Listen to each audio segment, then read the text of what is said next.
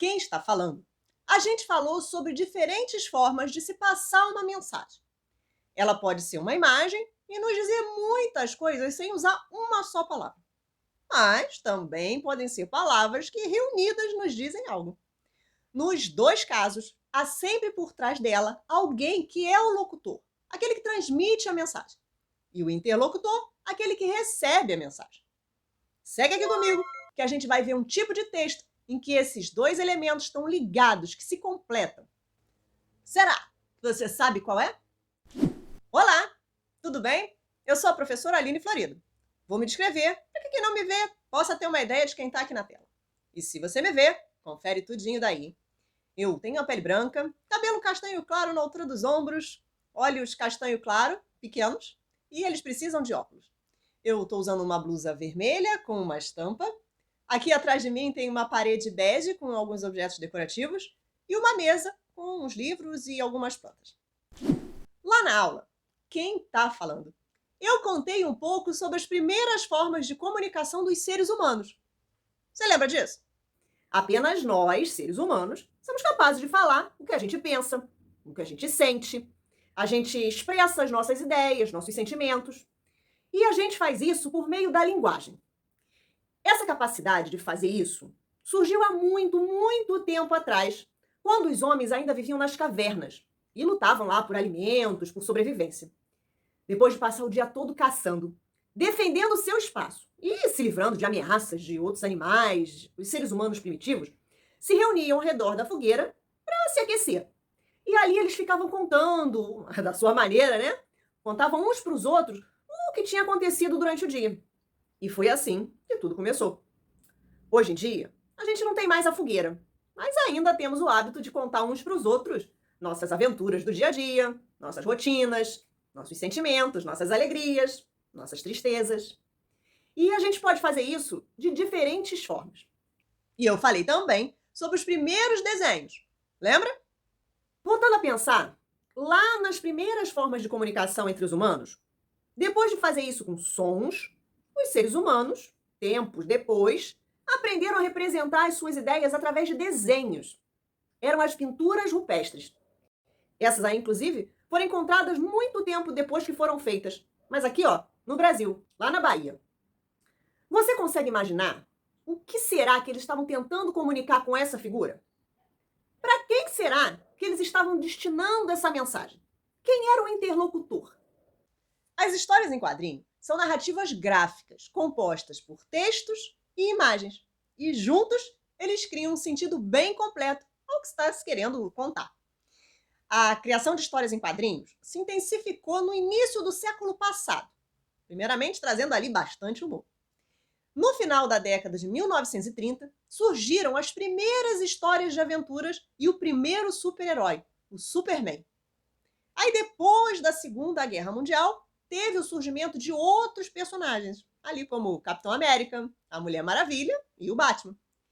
Esses aí estão aí até hoje, hein? Em filmes, desenhos animados, várias coisas. Já aqui no Brasil, também no início do século XX, apareceram por aqui artistas que desenhavam personagens famosos lá no exterior, como o Mickey Mouse e o Gato Félix, que passaram a ser publicadas as histórias deles aqui no Brasil.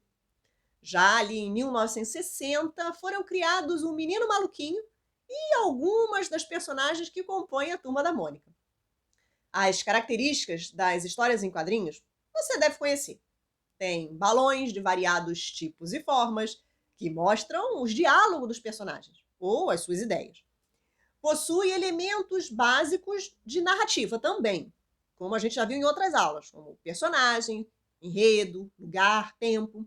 E a sequência de imagens desenhadas montam uma cena. Mas se você quer saber mais como os quadrinhos funcionam, fica ligado nessa série. Quadrinhos, Guia Prático. Ele apresenta os principais passos para o desenvolvimento de uma história em quadrinhos. Uso de balões e letras, tempo de narrativa, tipo de texto, enquadramento. Vamos ver o papel do balão na construção das histórias em quadrinhos? Assiste daí.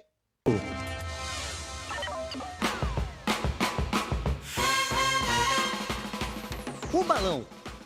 A função do balão é de capturar o som, fazendo com que o leitor ouça o que o personagem fala.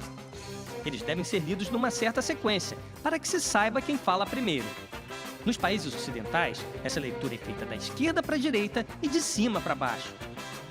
Os balões também servem para emprestar características aos sons. Por exemplo, a fala normal. Eu juro, um pensamento. Será que exagerei? Um som eletrônico. Falha no sistema. Um grito. Você nunca ligou! Um choro.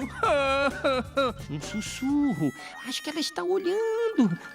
Mas não foi sempre assim. Nos primeiros quadrinhos, o texto e a representação dos sons não eram integrados. Com a evolução das histórias em quadrinhos, texto, sons e imagens se integraram, gerando grande variedade de formatos e estilos. Na verdade, a variedade de balões é infinita, assim como a imaginação dos artistas. Mas balão não é tudo numa HQ, numa história em quadrinho.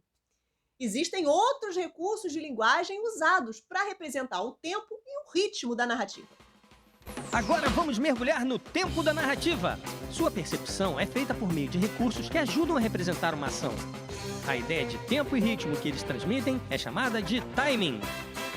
A capacidade de comunicar a passagem de tempo é decisiva para se contar uma história. Por isso, o artista de quadrinhos tem que estar atento a dois fatores fundamentais: a disposição dos quadros e dos balões.